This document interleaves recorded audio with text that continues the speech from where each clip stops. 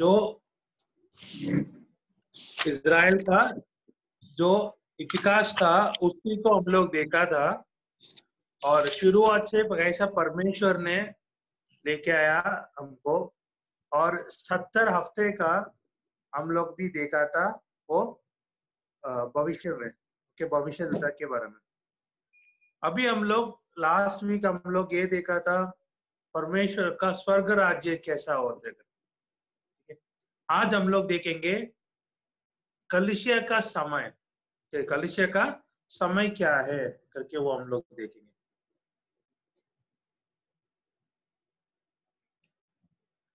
जब यीशु मसीह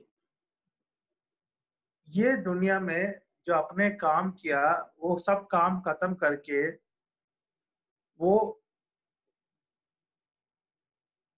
स्वर्ग में ले गया, ठीक है। वो हम लोग देखेंगे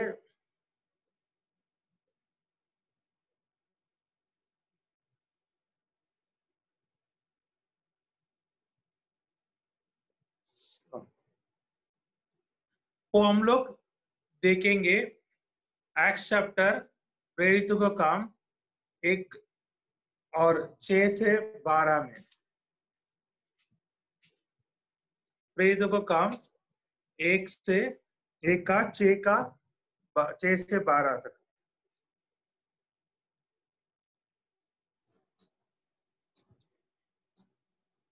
अतः उन्होंने इकट्ठे होकर उससे पूछा, हे प्रभु, क्या तू उसी समय इज़राइल को राज्य फेर देगा?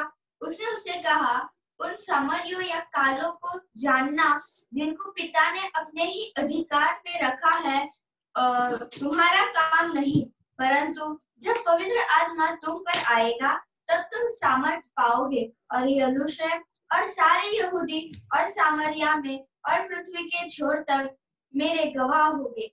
यह कहकर वह देखते देखते ऊपर उठा लिया गया और बादल से उसने अपनी आंखों से छिपा लिया। उसने जाते समय जब वे आकाश की ओर ताक रहे थे और देखो, 2 पुरुष श्वेत वस्त्र पहने हुए उनके पास आ खड़े हुए और उनसे कहा, हे गलीली पुरुषों, तुम क्यों खड़े आकाश की ओर देखते रहे हो? यही यीशु जो तुम्हारे पास से स्वर्ग पर उठा लिया गया है, जिस रीति से तुमसे उसे स्वर्ग को जाते देखा है, उसी रीति से वह फिर आएगा। 12 तक। 12 भी पढ़। तब वे जैतून नामक पहाड़ से जो यरूशलेम के निकट एक शबत के दिन की दूरी पर है, यरूशलेम को लौटे। हम इधर देख रहे परमेश्वर यीशु मसीह स्वर्ग में ले गया है। वो कौन सी जगह से ले गया? जैतून का पहाड़ से ले गया। जैतून का पहाड़ से ले गया।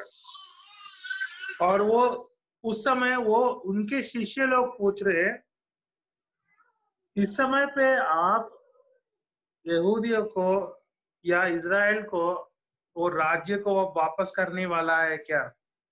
क्योंकि उनको ये पता है जब यीशु मसीह आएगा, मसीहा आ जाएगा, मसीहा के बाद वो अपने राज्य को वापस करवा देंगे।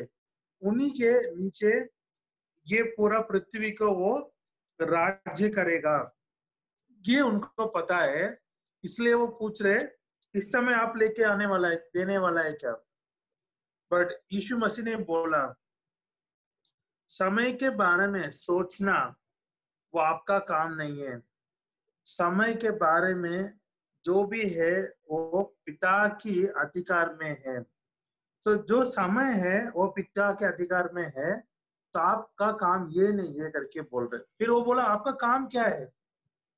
8वां वचन में हम लोग देख रहे, आप लोग शक्ति पाएंगे। किसका शक्ति है? पवित्र आत्मा आपके ऊपर आएगा।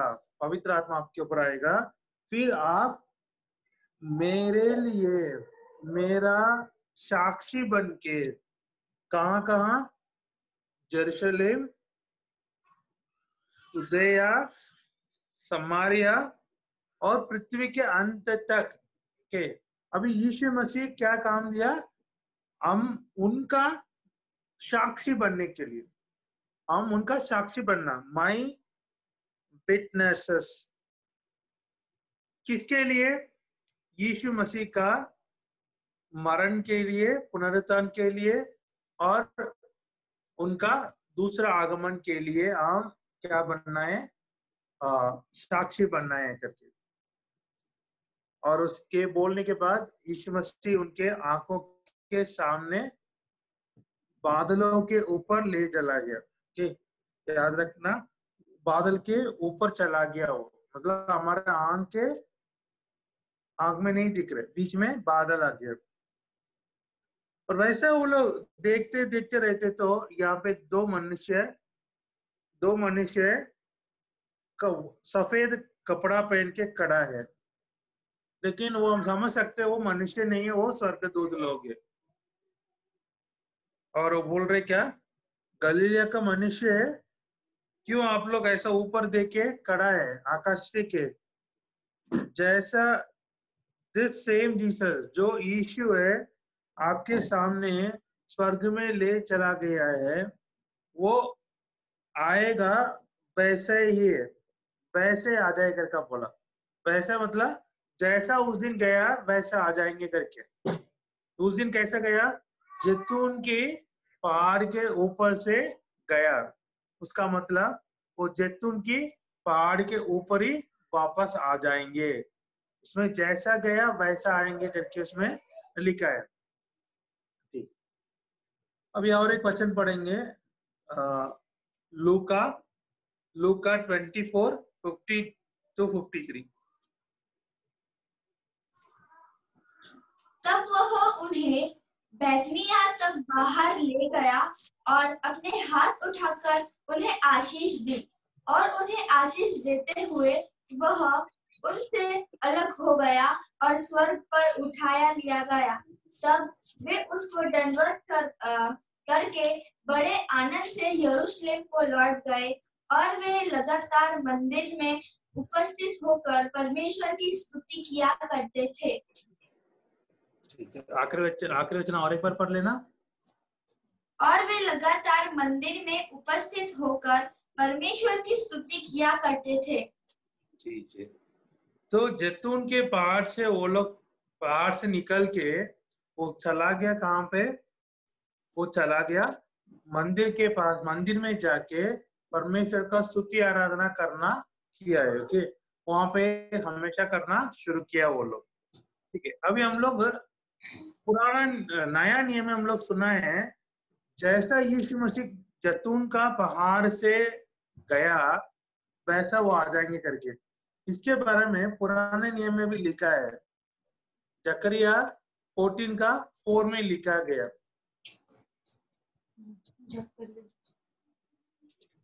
पुराना नियम मत्ती के पहले 2 किताबें।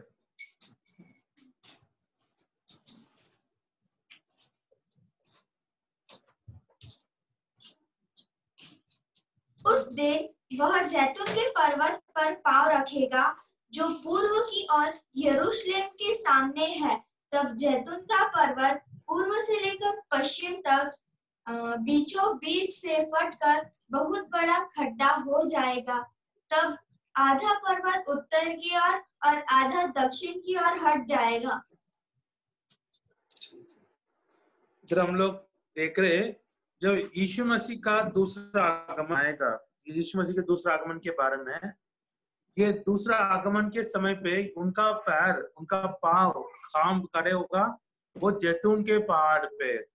और जैतून का पहाड़ कहाँ पे? यरूशलेम के सामने है। जिस दिन वो पहाड़ के ऊपर पैर रखेगा, तब उस दिन वो पहाड़ के 2 भाग में टूट के दोनों तरफ गिरेगा। ठीक है, ये पुराने नियम में लिखा है यीशु मसीह के। तो यीशु मसीह स्वर्ग जाने के पहले, वो असेंशन कहते उसको, असेंशन होने के पहले, स्वर्ग जाने के पहले हम लोग का एक बड़ा एक काम दे के गया। वो काम क्या है? उसको हम लोग बोलते हैं द ग्रेट कमीशन कहते। मत्ती का सुवार्ता 28 में 18-20 में लिखा है। यीशु ने उसके पास आकर कहा, स्वर्ग और पृथ्वी का सारा अधिकार मुझे दिया गया है, इसलिए तुम जाओ, सब जातियों के लोगों को चेला बनाओ और उन्हें पिता और पुत्र और पवित्र आत्मा के नाम से बपतिस्मा दो और उन्हें सब बातों जो मैंने तुम्हें आज्ञा दी है मानना सिखाओ, और देखो मैं जगत के अंत तक सदा तुम्हारे संग रहूं। अभी हम लोग इससे जितना जो वचन देखा हम लोग उससे हम समझ गया यीशु मसीह स्वर्ग जाने के पहले हमको एक काम देके गया। जब शिष्य लोग पूछा है आप अभी वापस करने वाला है क्या इजराइल को, राज्य को, यीशु मसीह ने बोला उस समय के बारे में समझना आपको नहीं दिया गया, लेकिन पिता के अधिकार में है सब कुछ। तो अभी हमको उन्होंने क्या बोला, तो आप ये काम ये छोड़ दो, मिलेगा क्या नहीं मिलेगा अभी, लेकिन आप क्या करना, मेरा साक्षी बन के ये पूरा दुनिया में जाना। तो इधर भी हम लोग देखा है सब जातियों में जाके मैं उनको बपतिस्मा देके मेरे नाम पे उनको शिष्य बना के उनको समझा दो जो भी मैंने आपको सिखाया है करके उन्होंने हमको एक कमांड दिया है, आज्ञा दिया है, ठीक है। और वो जैतून का पहाड़ से यीशु मसीह गया था। तो ये यीशु मसीह की असेंशन की बात कर रहे हैं, जब वो ऊपर चला गया। जैसा ये हुआ है इसके बाद, ठीक है, इसके बाद ये लोग हम लोग पढ़ा है लूक में, वापस आया यरूशलेम, आके मंदिर में आराधना करना, स्तुति करना उन्हें लगा रहा। ये करते करते वो लोग रहते थे। फिर एक दिन आया, पेंटिकॉस्ट का दिन आया था। पेंटिकॉस्ट एक त्योहार है, ठीक है। उस दिन वो लोग जो हार्वेस्ट होते उसका आखिरी चीज को सब कुछ इकट्ठा करवाते, फिर उसको उन्होंने एक आनंदित रूप से वो लोग वो मनाएंगे। पेंटिकॉस्ट वर्ड का मतलब है 50 दिन, मतलब पश्का के दिन से 50 दिन गिनना पड़ते। वो 50 दिन के बाद के 50 दिन में वो लोग क्या करेंगे, ये पेंटिकॉस्ट करके एक त्योहार मानेंगे। इसके लिए सब लोग यरूशलेम में इकट्ठा हो जाते, जैसा पश्का को भी इकट्ठा हो जाते वैसा पेंटिकॉस्ट के लिए भी इकट्ठा हो जाते। इस समय बहुत सारे लोग इकट्ठा हुआ है। अभी भी ये शिष्य लोग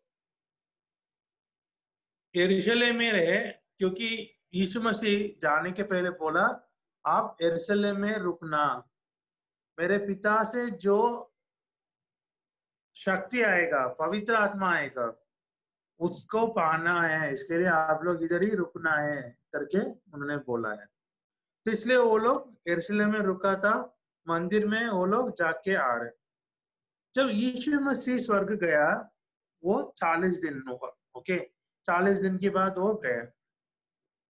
तो 40 दिन के बाद हो गया, फिर वो 10 दिन वो लोग रुके। ये 50th डे, 50वां दिन, ये पेंटिकॉस्ट का दिन आया था। उस दिन ये सब लोग इकट्ठा हुआ है एक घर पे, ओके। वो बोलते एक घर है जिस घर पे प्रभु भोजन किया ये लोग, उसी घर पे ये लोग रुका करके बोल दे बाइबल स्कॉलर्स, ये उसी घर पे वो लोग रुका है। हम वो देखेंगे प्रेरितों का काम 2 अध्याय 1 से 4। जब पेंटिकोस्ट का दिन आया तो वे सब एक जगह इकट्ठे थे। एकाएक आकाश से बड़ी आंधी की सी सनसनाहट का शब्द हुआ और उससे सारा घर जहां वे बैठे थे गूंज गया, और उन्हें आग की सी जीभें फटती हुई दिखाई दी और उनमें से हर एक पर आ ठहरी। वे सब पवित्र आत्मा से भर गए और जिस प्रकार आत्मा ने उन्हें बोलने की सामर्थ्य दी, वे अन्य अन्य भाषा बोलने लगे। ठीक। अब इधर दूसरा वचन में हम लोग देखा, वो लोग एक घर पे बैठे थे, वो घर पूरा पवित्र आत्मा से भर गया। तो पहला कलीसिया वो एक घर पे था। ये सब एक जगह पे इकट्ठा हुआ है, इन वन प्लेस, एक जगह पे इकट्ठा हुआ है, उसी जगह पे ये पवित्र आत्मा आया है और सभी के ऊपर एक अग्नि का जीप जैसा एक उनके सिर पे उतरा है। ऐसा इधर हम लोग फोटो में दिख रहे हैं, वैसा ये उतरा है। और सबके ऊपर आने में सभी को एक ताकत मिला, और जो परमेश्वर ने उनको दिया है उसके हिसाब से वो लोग अलग अलग भाषा में, अन्य भाषा में बात करना शुरू कर लिया। ये पेंतिकोस्त के दिन हुआ है। इसी दिन कलीसिया का समय शुरू हुआ है। पेंतिकोस्त के दिन से कलीसिया का समय शुरू हुआ है। उस दिन वहां पे कितने लोग थे? 120 लोग थे। ठीक है, वहां पे 120 लोग इकट्ठा हुआ था। वो ये पहला चीज है। ओके, आगे देखेंगे हम लोग इसी में। फिर सब लोग सोचे क्या हुआ है, फिर पत्रोस आके सबको समझाया ये क्या है। ये है पवित्र आत्मा की शक्ति पाया ये लोग करके वो समझा के यीशु मसीह के बारे में भी वो बता रहे। तो उस समय इनके बात सुन के 2000 लोग, ठीक है, कलीसिया में मिला गया है। वर्स 41 देख लेना इसी में, सॉरी 3000। अतः जिन्होंने उसका वचन ग्रहण किया उन्होंने बपतिस्मा लिया, और उसी दिन 3000 मनुष्य के लगभग उनमें मिल गए। 3000 लोग उनमें ज्वाइंट हो गए थे, उनके साथ मिल गए थे। ठीक है, ये है, हम लोग पहले भी देखा है, ये 70 हफ्ते का एक भविष्यवाणी है, और उसमें ये पूरा है। उसी में हमको देखना क्या है, ये है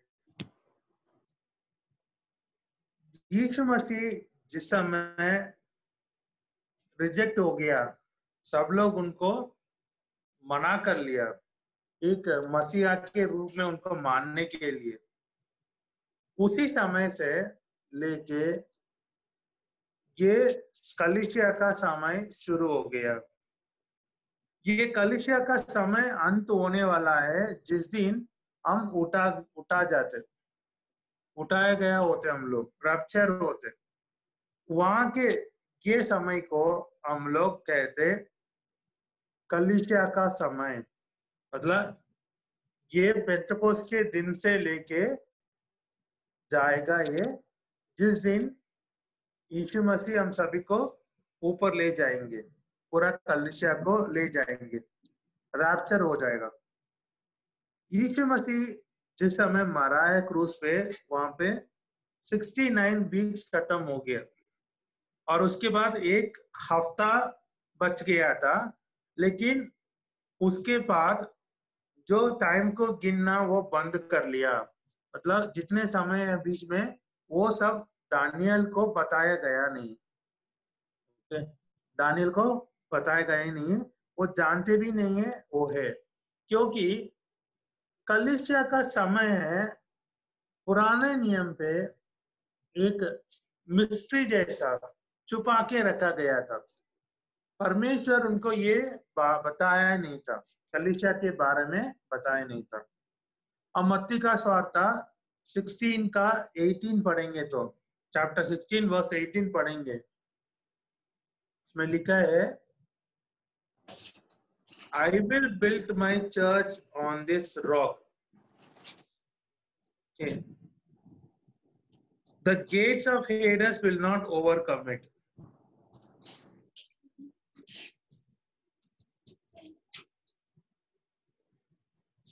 और मैं भी तुझसे कहता हूँ कि तू पतरस है और मैं इस पत्थर पर अपनी कलीसिया बनाऊंगा और अधोलोक के फाटक उस पर प्रबल न होंगे। कलीसिया बना दूंगा। ओके, इसके ऊपर, ये पत्थर के ऊपर, ये पत्थर कौन है? यीशु मसीह। खुद ही यीशु मसीह वो पत्थर है।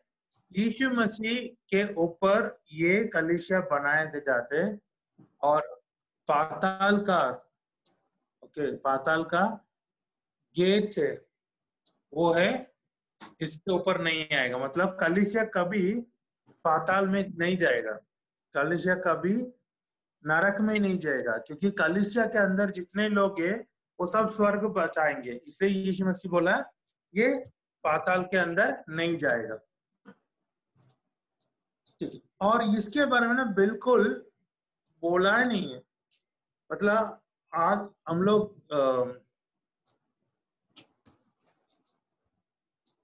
जो ये इधर दानियल का प्रोफेसी है,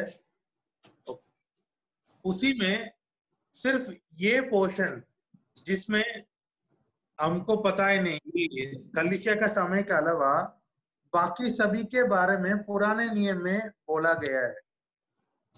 मतलब ट्रिबुलेशन पीरियड, ओके, क्लेश का समय होते उसके बारे में बोला है, और 1000 साल का राज्य के बारे में बोला है। लेकिन ये कलीसिया का समय के बारे में बिल्कुल कुछ नहीं बोला है। एक वचन पढ़ेंगे हम लोग, कोलोसियन का 1:24 to 27।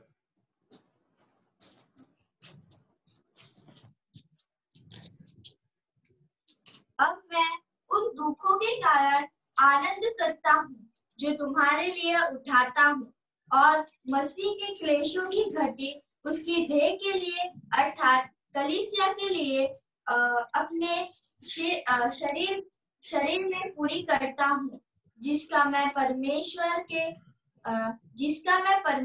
के उस प्रबंध के अनुसार सेवक बना जो तुम्हारे लिए मुझे सौंपा गया, ताकि मैं परमेश्वर के वचन को पूरा प्रचार करूं, अर्थात उस भेद को जो समयों और पीढ़ियों से गुप्त रहा, परंतु अब उसके उन पवित्र लोगों पर प्रकट हुआ है, जिन पर परमेश्वर ने प्रकट करना चाहा कि उन्हें ज्ञात हो कि अन्य जातियों में उस भेद की महिमा का मूल्य क्या है, और वह यह है कि मसीह जो महिमा की आशा में तुम में रहता है। ठीक है, इसमें पौल बता रहे कलीसिया के बारे में। पौल की क्या बता रहे? ये गुप्त, ओके, ये गुप्त था। एक मिनट, भेद सॉरी, भेद की बात, मिस्ट्री, ओके, वो छुपाया गया था, किसी को बोला नहीं था, किसी को पता नहीं था, और hidden for ages and generation, बहुत सा पीढ़ी के लिए, बहुत समय तक ये बोला नहीं था, किसी को पता ही नहीं था। ये चीज वो है, अभी परमेश्वर ने बताया। वो क्या है? वो कुछ नहीं है, अन्य जाति लोग भी, ओके, अन्य जाति लोग भी ये कलीसिया में आना है। अन्य जाति लोग भी ये कलीसिया में आना है। हम लोग योना में भी पढ़ा है लास्ट संडे भी, ये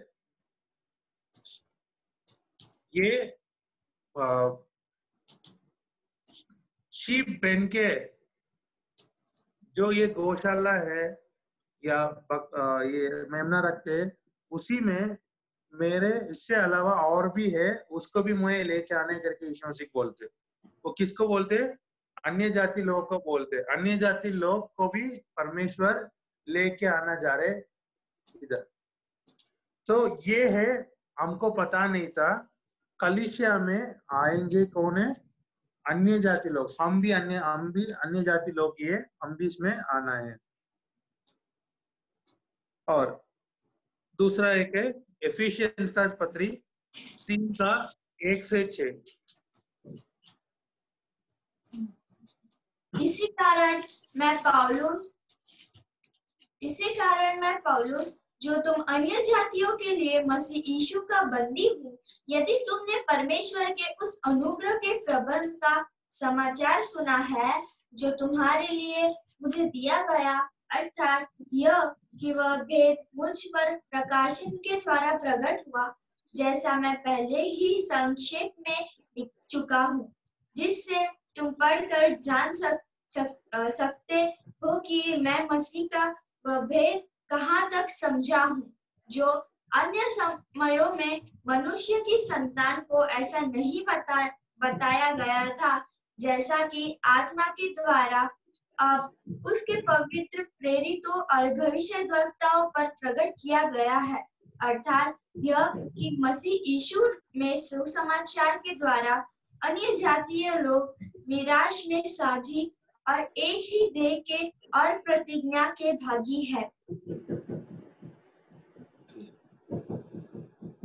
ये इधर लिखा है, ये कलीसिया के बारे में पुराने समय में बताया नहीं है, लेकिन पवित्र आत्मा अपने पवित्र प्रेरितों और भविष्यद्वक्ता को समझाया, बताया।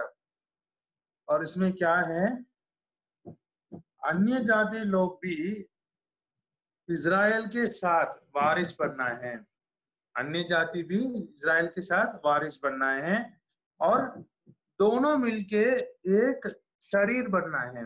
मतलब कलीसिया हमेशा एक ही शरीर है। कलीसिया के अंदर भेद नहीं है, कलीसिया के अंदर कोई डिवीजन नहीं है, कलीसिया एक ही है, एक शरीर है। इसके अंदर कोई यहूदी नहीं है, कोई अन्य जाति नहीं है, सब लोग यीशु मसीह के द्वारा हम एक ही शरीर में हम बपतिस्मा लिया है, एक शरीर बन गया हम लोग। ये चीज, इसके बारे में वो पुराने समय पे बोला गया नहीं है, वो आज अभी हमको इकट्ठा हो गया। ओके, ये है सालोमन का मंदिर, सालोमन जो बनाया वो मंदिर है। जब इज़राइल लोग मिस्र देश से वापस आया, तब मंदिर नहीं था, तंबू में वो लोग आराधना कर रहे। फिर दाऊद के समय के बाद सुलेमान के समय आया था, तब सुलेमान परमेश्वर का नाम की महिमा के लिए इतना बड़ा मंदिर बनाया गया। ठीक है, वो ये मंदिर का एक, अभी वो मंदिर नहीं है, वो मंदिर के बारे में ऐसा एक डिस्क्रिप्शन है, उसके ऊपर उन्होंने एक डायग्राम बनाया है, चित्र बनाया है। ठीक है, ऐसा ही होते करके चित्र बनाया। और ये मंदिर है, इधर ही आके सब लोग परमेश्वर का आराधना करना था। और ये मंदिर नेबुकदनेस्सर के समय पे, जब बाबिलोन में ये लोग जा रहे, उस समय नेबुकदनेस्सर ये मंदिर को पूरा का पूरा तोड़ दिया, कुछ भी चीज नहीं रखा, अंदर का जितना भी सोने का और कितना भी बहुमूल्य पत्थर था, सभी चीज को वो लोग क्या किया है, उन्होंने निकाल दिया, निकाल के लेके चला गया और सभी को एकदम तोड़ दिया। और उसके बाद ये लोग 70 साल के बाद रिटर्न आया था, वापस आए थे। वापस आने के बाद वो लोग, वापस आने के बाद ये लोग मंदिर बनाने के लिए शुरू किया था, लेकिन वो इतना अच्छा मंदिर नहीं बनाया। ठीक है, और ये मंदिर है, ये यीशु मसीह के समय पे था वो मंदिर है, वो भी अभी नहीं है, उस समय का मंदिर है। इस मंदिर में आके लोग क्या करते, आराधना करते। और ये मंदिर भी 70 AD 70 में रोम की पूरा सेना आके ये मंदिर को तोड़ दिया सिर्फ एक दीवार छोड़ के सभी चीज को वो लोग तोड़ दिया था। उसी को आज भी है वो दीवार, उसको वेस्टर्न वॉल कहते हैं। लोग उसके पास जाके रोते प्रार्थना करते, वो वेस्टर्न वॉल कहते। ओके, पश्चिम साइड में एक दीवार, एक वॉल है। ओके, दीवार होते, ये भी चला गया। लेकिन यीशु मसीह के समय पे ये था, आपको ये प्रेरितों के समय पे भी ये मंदिर था। जब वो लोग 70 साल बाबिलोन गए थे, वहां पे तो उनके लिए आराधना करने का कोई मंदिर नहीं था। लेकिन यहूदी लोग आराधना करने का है हमेशा मंदिर में जाते। जब उनको मंदिर नहीं था, कि दानियल ये क्या करते, यरूशलेम की तरफ, दानियल यरूशलेम की तरफ मुड़ के प्रार्थना करते। जैसा आजकल मुस्लिम्स लोग पश्चिम साइड के, पश्चिम की तरफ, मक्का की तरफ देख के वो लोग नमाज पढ़ते थे। वैसा दानियल क्या किया, दानियल का टाइम में तो बहुत पहले है, मुसलमान लोग तो बाद में आए थे, वो भी यीशु मसीह के बाद आए थे। लेकिन उस समय लोगों का ये प्रैक्टिस था, मंदिर की तरफ पलट के उस तरफ आराधना करना, प्रार्थना करना उनकी आदत थी। तो वो लोग ऐसा करते थे दानियल के समय पे। थोड़ा उनको जब थोड़ा सा राइट्स मिला, थोड़ा सा उनको रिलैक्सेशन मिला, तब ये लोग क्या किया, उधर भी एक घर में या एक बिल्डिंग में आके इकट्ठा होके आराधना करना और पवित्र शास्त्र को पढ़ना, उसका अनुवाद करना, ये सब वो लोग शुरू किया था। उसी से आया था ये सिनागॉग। ओके, सिनागॉग करके एक आया था, मतलब आराधना का स्थल, एक प्रार्थना का स्थल शुरू किया है लोग। जब ये लोग वापस आया 70 साल के बाद, यहाँ के एक मंदिर भी बनाया, लेकिन लोग अभी भी उनको अच्छा लगा, वो अपने अपने गांव में या अपने अपने छोटे छोटे शहर में एक सिनागॉग रखने के लिए उसी में मिलके हर शब्द के दिन वो लोग मिलके क्या करेंगे, उसमें आराधना करते और प्रभु का वचन को वो लोग पढ़ेंगे, सुनेंगे। वैसा एक सिनागॉग में ये यीशु मसीह कफरनहूम में अपने काम की रीति से वो क्या कर रहे, जाके एक किताब उठा के पढ़ रहे। वो यशायाह नबी का किताब उठा के पढ़ाई करते, वो सिनागॉग में करते। इवन पौल भी जब अपने समय पे जाके वो लोग अलग अलग शहर में जाके प्रभु का सुसमाचार बता रहे, तब वो पहले जाते वहां का सिनागॉग में जाके उधर का यहूदी लोग के साथ वो बातचीत करना शुरू कर लेते। मतलब यहूदी लोग के बीच में मंदिर के अलावा भी और एक जहां में लोग इकट्ठा होके आराधना करना शुरू किया, वो है सिनागॉग। आज भी मंदिर नहीं है, आज भी मंदिर नहीं है उनको। 70 साल में उनका एक मंदिर टूटा गया है, उसके बाद मंदिर बनाया गया नहीं है। अभी उसी जहाँ पे एक मस्जिद है, द डूम ऑफ रॉक, वहां मस्जिद में अभी भी मुसलमान लोग की चलते। ठीक है, इसलिए यहूदी लोग को अभी भी मंदिर नहीं है। वो लोग उसी उधर जहाँ पे मंदिर बनाना चाह रहे, लेकिन अभी ये जो पॉलिटिक्स चल रहे, उसके कारण वो लोग उधर मंदिर नहीं बना रहे। लेकिन आगे क्लेश के समय पे, ओके, राप्चर के बाद वो लोग मंदिर बनाएंगे करके बाइबल में लिखा है। इसलिए आजकल भी यहूदी लोग ये सिनागॉग में मिलके आराधना करते। हमारा बड़ौदा में भी यहूदी लोग थे पहले, अभी नहीं है ज्यादा। और अहमदाबाद में एक सिनागॉग है, मुंबई में एक बड़ा सिनागॉग है, पुणे में एक बहुत बड़ा सिनागॉग है। मैं देखा था, पुणे वाला सिनेगॉग देखा था, कैंप एरिया में है। तो आजकल वो लोग उधर मिलके आराधना कर रहे। जब यीशु मसीह एक दिन समारिया गया, समारिया में जाके समारिया स्त्री के साथ बातचीत कर रहे। बातचीत करते वक्त वो एक क्वेश्चन पूछ रही है। ओके, जॉन चैप्टर 4 में 20 से 24 तक।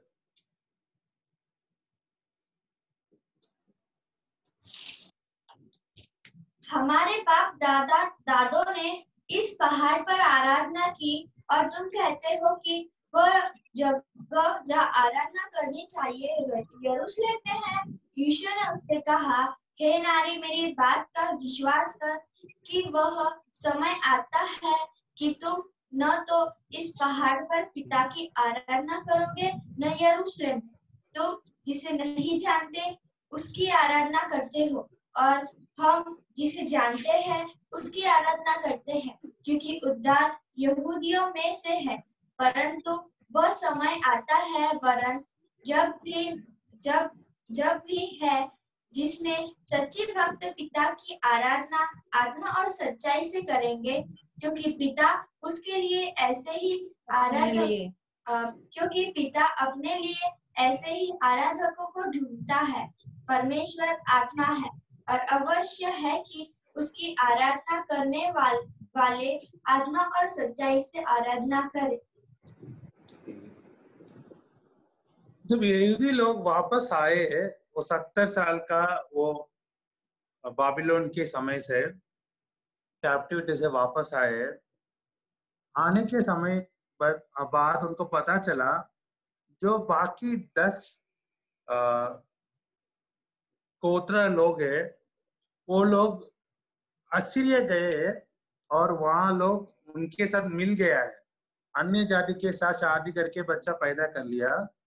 इसलिए यीशु मसीह के समय पे यहूदी लोग समारिया की लोग के साथ क्या नहीं करते, संबंध नहीं रखते, क्योंकि यहूदी लोग सोचते हम अभी भी क्या है, शुद्ध है, हमारा खून शुद्ध है, हमारे में अन्य जाति लोग मिला नहीं है।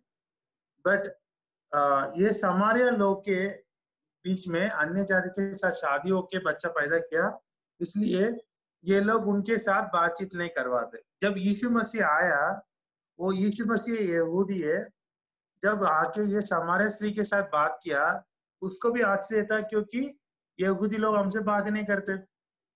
तो उस समय उससे उन लोग क्या कर दिया, यहूदी लोग समारिया वाले को यरूशलेम में आके आराधना करने के लिए मना कर लिया। इसलिए समारिया लोग क्या किया, समारिया के पास में एक पहाड़ के ऊपर जाके वो लोग क्या करते, आराधना करते। जैसा यरूशलेम में एक पहाड़ में, यरूशलेम एक पहाड़ के ऊपर है, वो पहाड़ में जाके सियोन का पहाड़ में जाके यरूशलेम मंदिर में आराधना करते, वैसा समारी लोग अपने लिए एक पहाड़ ढूंढ के वो पहाड़ में बैठ के वो लोग आराधना करते। वहां पे मंदिर नहीं है, लेकिन वो पहाड़ में जाके लोग आराधना करते। ये स्त्री को एक प्रश्न था, वो बोल रहे हमारा बाप दाद लोग ये पहाड़ में आराधना करते, यहूदी लोग बोलते यरूशलेम में ही आराधना करना है, यरूशलेम में ही आराधना करना है करके बोलते। आप बता देना, ठीक है, क्यों ऐसा है। फिर यीशु मसीह बोल रहे एक समय आने वाला है, एक समय आने वाला है, वो समय पे क्या होते, आप ये मंदिर नहीं है, ये पहाड़ नहीं है, इधर आप आराधना नहीं करते, कहाँ आराधना करते, आप लोग कहीं पे भी आराधना कर सकते। बोल रहे समारी लोग आप आराधना करते क्या आप नहीं जानते, लेकिन यहूदी लोग आराधना करते क्या वो जानते। वो क्या है, क्योंकि उद्धार आ रहे यहूदी लोग के द्वारा, उद्धार आ रहे यहूदी लोग के द्वारा, वो यीशु मसीह के द्वारा आ रहे।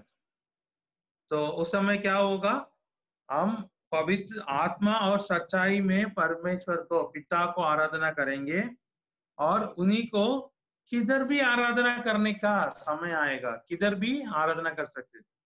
किधर भी मतलब किधर भी, अपने घर, ठीक है, इंडिया में, इजराइल में, अमेरिका में, हमारे घर के बालकनी में, या हमारे घर का टॉयलेट में भी। ओके, लोग किधर भी परमेश्वर को आराधना कर सकते, परमेश्वर को याद कर सकते, उनको स्तुति देने की किधर भी है। ऐसा एक समय आर्य करके बोला, वो समय है कलीसिया का समय। तो अभी हम देखेंगे कलीसिया शुरू होते होते, हम सुना है लूक में आखिरी वचन पढ़ा है, लूक का आखिरी वचन पढ़ा है, वो लोग जैतून का पहाड़ से वापस आके मंदिर में लगातार स्तुति आराधना करना शुरू किया करके। वो लोग मंदिर में स्तुति आराधना कर रहे हैं अभी भी। जब पेंतकोस के दिन वो लोग पवित्र आत्मा का शक्ति पाया, शक्ति पाने के बाद वो लोग क्या करना शुरू कर लिया, अपने घर में मिलके आराधना करना और प्रभु भोजन करना शुरू किया वो लोग। Acts chapter 2 42 to 47। और वे प्रेरित से शिक्षा पाने और संगति रखने और रोटी तोड़ने और प्रार्थना करने में लवलीन रहे, और सब लोगों पर भय छा गया, और बहुत से अद्भुत काम और चिन्ह प्रेरित के द्वारा प्रकट होते थे, और सब विश्वास करने वाले इकट्ठे रहते थे, और उनकी सब वस्तुएं साझे में थी। वे अपनी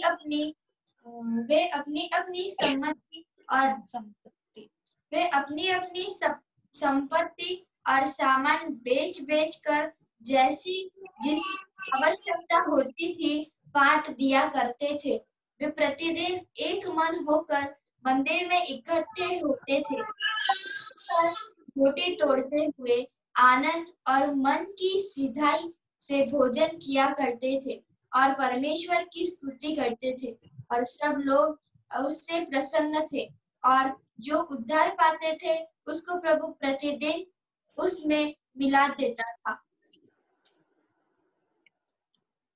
जिस दिन पवित्र आत्मा उनके ऊपर आया, उस दिन वो लोग ये घर पे थे, और आगे जाके लोग मंदिर में आते, लेकिन अपने घर में जाके प्रभु भोजन खाते, रोटी तोड़ते अपने घर पे जाके।